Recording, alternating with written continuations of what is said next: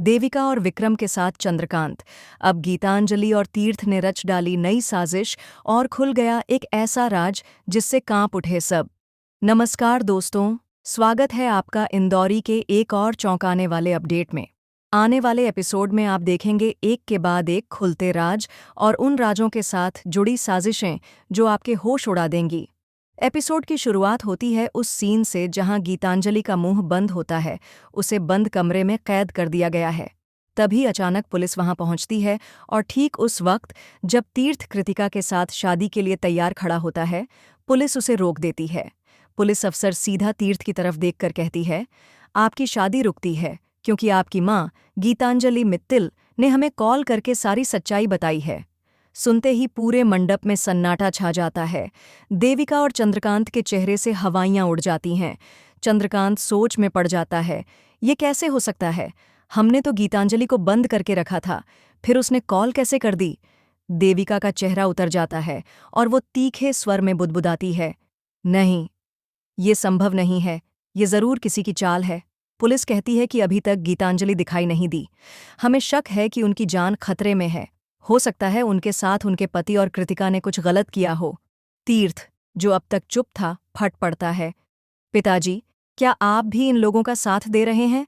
माँ मेरी शादी नहीं होने दे रही थी और अब आप ये सब करने लगे हैं? इसका मतलब आपने ही उन्हें तकलीफ दी है? चंद्रकांत सकपका जाता है और कहता है, नहीं बेटा, ये सब झूठ है। तुम्हारी माँ ऐसा क्यों करेगी? तभी पुलिस कहती है, हमें पूरा घर खंगालना होगा। गीतांजलि यहीं कहीं हो सकती हैं।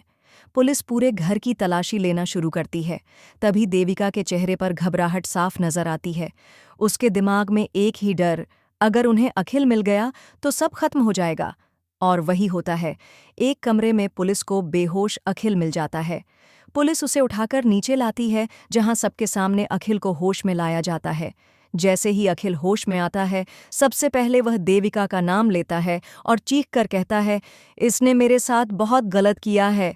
विक्रम के साथ मिलकर इसने सुमन भाभी और उनके पूरे परिवार को किडनैप करवा रखा है। सब हक्के बक्के रह जाते हैं। पुलिस तुरंत देविका को गिरफ्तार कर लेती है। देविका चिल्लाती है, मुझे फंसाया गया है, ये सब साजिश है।